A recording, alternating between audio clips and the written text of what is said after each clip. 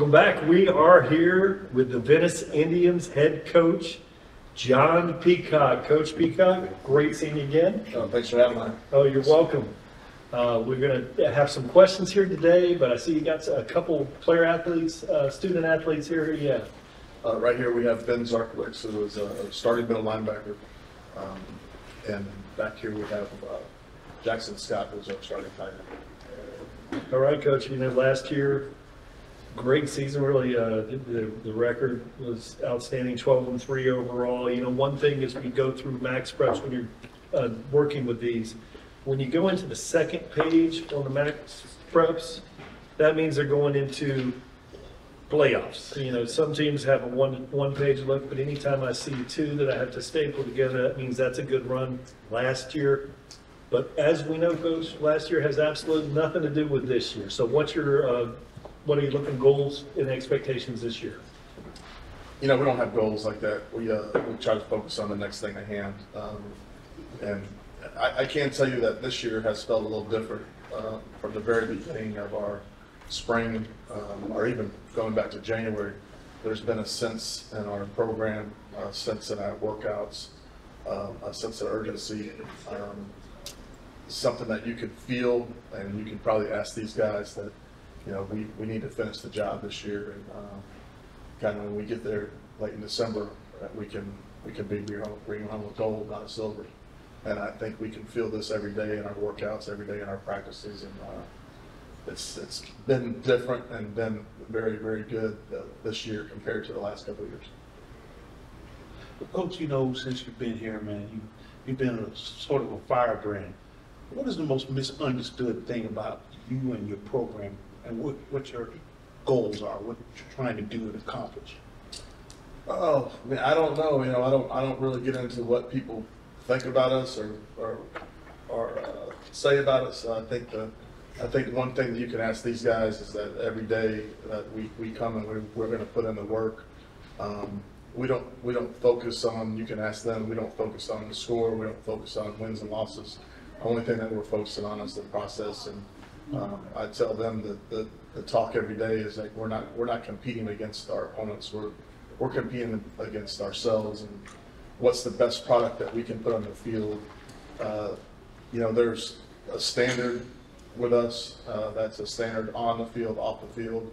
It's a standard of being a good teammate. When they leave our program, you know, I want Ben to, you know, Ben wants to go to MIT. Hey, okay, and I want him to be able to accomplish his goals. I want Jackson to be able to accomplish his goals. And but when we're doing this, we want to make sure that we're building character young men. When they come back, you know, one thing that I want them to be able to say is, you know, Coach, thank you for teaching me how to work hard. Thank you for teaching me how to overcome disappointment. You know, because life is not easy, and football is not easy, and our workouts are not easy, and our practices are not easy, and our games are not easy. So, you know, that's why we play a tough schedule.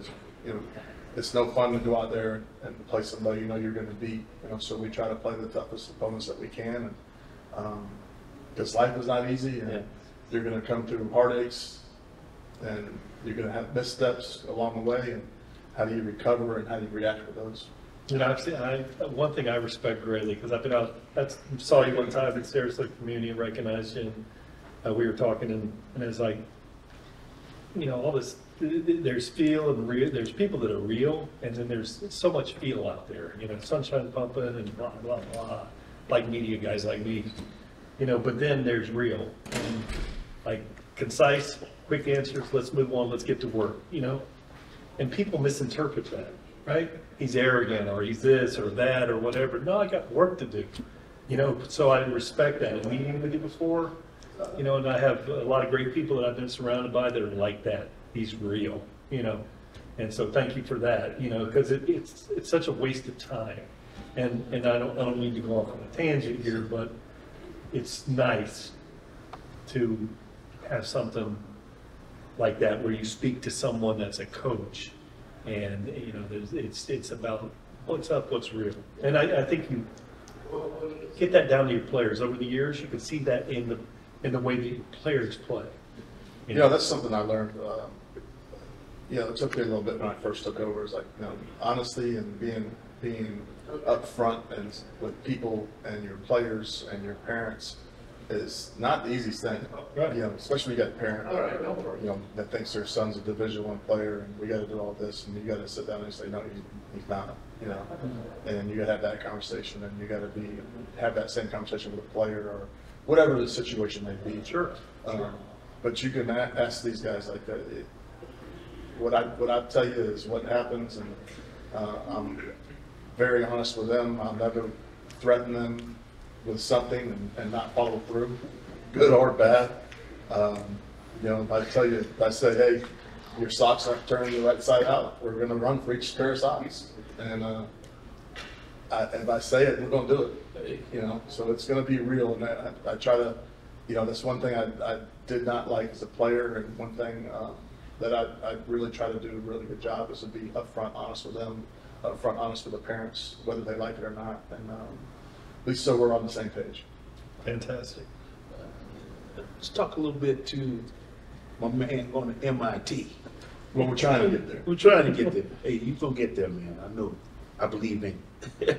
But, you guys now are a destination program. People want to come to Venice. They want to be associated with that. But then you're on the other side, that makes you the hunted. How does that feel? What is your preparation like as you know you're going to get each team's best shot? You know you're going to play on a schedule against guys that are going to go Division I. Well, it's just, every week we have to practice with a purpose. We have to know, maybe this team's not the best, but we know we're going to get their best game. And so, really, it's just, there's no weeks off. We don't really, we play a lesser team. It doesn't matter. We know that we're going to get their best game. So we just have to be on our game all the time because we can't slip up that. So Ben, what's it feel like to have a coach? I remember broadcasting the game, Venice, and there were 6 fourth downs and 2 or more. And there were 4 of them on the wrong side of the 50-yard line. And your coaches believe, and conversion rate that game was 6 for 6, 4th and 2. A lot of coaches wouldn't do that. A lot of coaches wouldn't believe in the players to make 6 out of 6 in a game. What's it like to play for a guy that has the trust in the players that you're not going to do things? Well, what's it like to have someone that believes in you as a coach? It's just that really it fuels our team. It gives us confidence to know that, the amount of confidence he has in us, where he's trusting, on our own side of the field to go for it on 4th and 2. That really fuels us and fuels the team to know, our leader, our head coach, he believes in us. That trickles down to us. We believe in ourselves, and it's led to our success. Jackson, see, tight end is not, it's more glamorous now, but I know that you put in that yeoman's work and you help the offensive line and be that relief guy for your quarterback. How has your preparation been this summer, and what do you feel like your prospects are for this year? Well, this summer I've been grinding with Coach Michael, my coach, every single day. I'm also working with the receivers and the quarterbacks all the time, so I'm kind of out there just doing everything. But just in preparation, I'm just doing everything I can just to get better. And being that tight end, I'm also with the line, so first one on the field, last one off the field. We're out there an hour after practice, just still out there just working blocks, working cut blocks, just working everything. So I feel like I've gotten a lot better this season, and I'm looking to do some good things this season. So We're going to turn the questions over to a pro here, but I got one question for you. So at the end of practice, or when you're running your sprints, you being a tight end, you're really part of the offensive line, and you're also a skill guy. Who do you run with? Well, we have 3, so I run with the combo, so like the linebackers and the defensive ends. So Jackson, we don't condition. So yeah, No conditions. So In the summer he does it. well, yeah. It is, I'm talking about going forward. If you had a choice, so it's I could see that the coach is going to direct you. You're not going to be running with the O-line. That's all. I have a choice after run the O-line. You don't have that choice. I can't guarantee you that. Hey, let's have a question from Pro Andy. All right, we'll keep it with Jackson. done some articles on stadiums. I've gone around the state, just kind of getting the environment feel, vibes, Friday night vibes, and I feel like Venice is one of those special places that, and even going in the spring, place was packed. Just how is that as a player to walk out to, you got the crowd, it's packed, like how does that feel as a player? I mean, it's a really great feeling. I mean, we're playing football on islands, so I mean, nothing can really beat that. But plus, we have like tons of just like fans coming back, like alumni. They're always supporting. We have our band right behind the end zone. We have the ROTC. They're blasting the horn every touchdown. And, I mean, it gets active out there. With the whole student section cheering us on, so it gets loud and it's fun to play. It really like boosts the team. So. Has that cannon ever got you to jump? Not really. You kind of like have an adrenaline rush from scoring that touchdown, so you don't really hear the cannon that much. I feel like it gets me every time. I don't know why, and I should expect it. I pass it over to Coach. Coach, obviously social media talk, everybody talks about schedules. Just spoke with Dr. Kevin Perry, who organizes the Broward County Classic, and we talked about kind of the Chaminades, what is that, American Heritage, all of them. But, I mean, taking a look at your guys' schedule, just looking at it, I feel like it's got to be rivaled up there in the top 5 because you start off with Tampa Bay Tech, going to face Teddy Bridgewater and his Miami Northwestern Bulls, Bishop Verot, Port Charlotte, IMG Academy National, Cocoa, we've got Sarasota Riverview, and then Clearwater Central Catholic, and then Sarasota and Lehigh, which I feel like you probably would fill if you didn't have to absolutely play them because they're in your district. Just your own feelings on your guys' schedule and what you've put together versus kind of what you see around the state. Well, your regular season, the ultimate goal is to, I think every team starts the season and, the ultimate goal is to win a state championship. If the ultimate goal was to have the best record, I might have a different schedule. But the ultimate goal is to win a state championship and be there in the end of December. And you're not playing those teams, and you're not ready to play those teams, then when it's time to play a team like that, you're going to be in shock. And I can go back, I learned this in 2016. We had a team that was 13-0, and we were going up to play St. Thomas Aquinas. And there had been our first 3 rounds of the playoffs, it was a running clock by halftime. Running back was averaging like 15 yards of carry throughout the season. And we went up to St. Thomas Aquinas, and watching film, I knew they were good, but I thought that we legitimately had a chance to win it. We hadn't had anybody give us any resistance yet. And we went to play that team, and it was running clock at halftime, but the other side, and they embarrassed us. And it wasn't even close. Like we would have lost that game 10 out of 10 times, and all 10 times it wouldn't have been close. So that off season, I said, you know what, forget our regular season. We're going to play the best people we can play. Scheduled IMG National. I think we played them week 5. They had 6 players that were on the Parade All-American defensive team, and there was 8 minutes left in the game. We had the ball on their 40, and we were down by 5. And that alone gave our kids confidence to where they knew they were never gonna play anybody better, and it just gave them confidence that we can play with anybody, at least be competitive. I don't think we would have beat that IMG national team either if we played 10 times, but they knew that they could play with them. They knew that they could be competitive, and I think that was when I just, we're going to play anybody from that point. It didn't matter how good they were. I wasn't concerned about our record. You look at our losses in the last, from 2016 till now, and I can promise you 90% of them are ranked in the top 25 in the country of our losses. Now, there are some teams that have stuck up on us and upset us, but the majority of our losses are going to be IMG National, St. Thomas Aquinas, Cocoa, teams like that.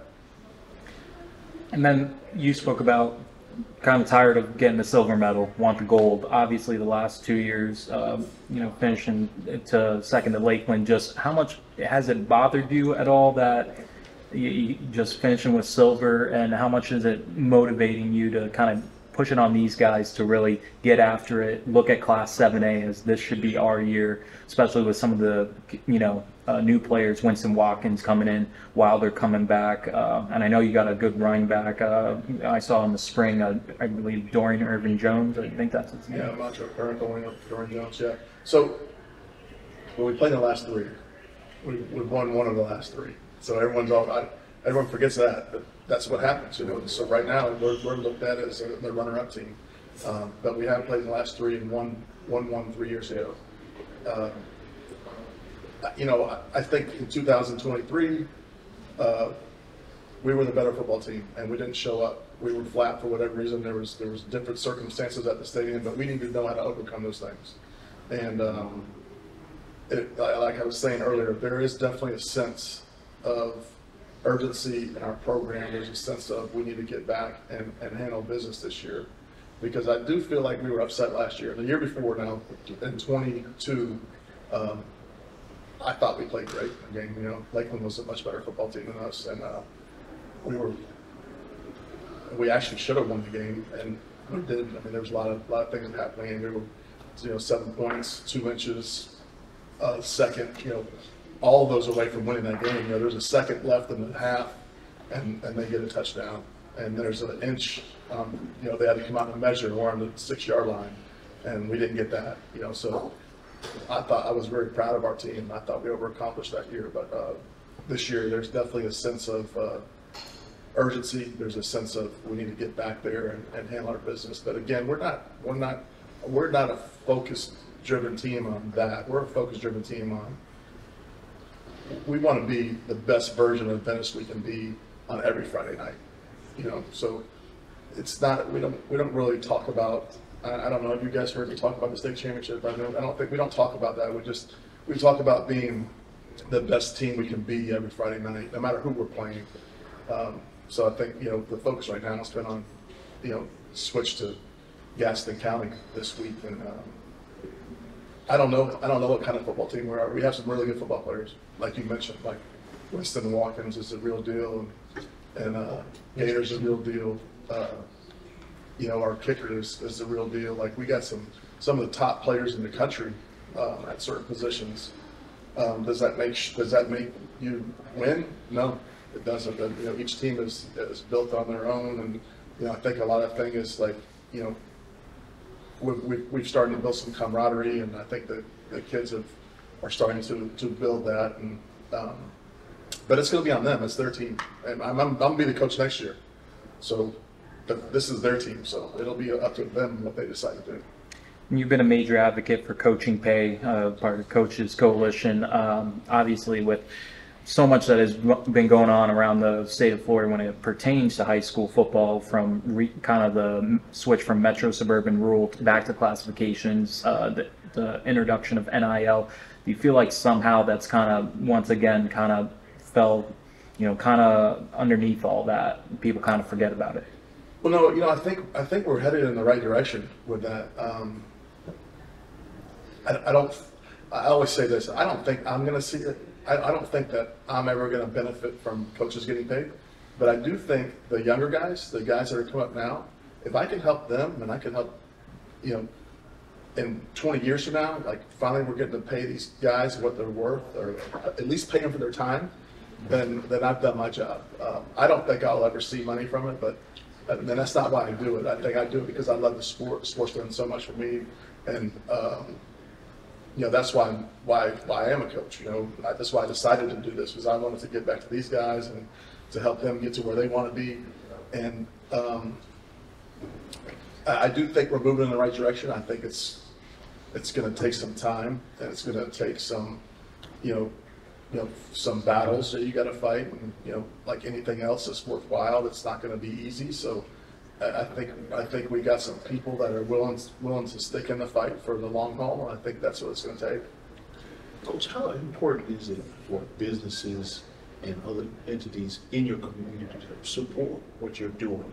But like I said, you guys are now a destination program, so it's not just a regular high school program. I mean, for us, it's essential. I think, you know, there's a couple of components that you need to have a successful program, and one is financially. You have to have the tools to be able to create the best athlete you can and give them the best support you can, whether it be nutritionally, whether it be functionally in the weight room.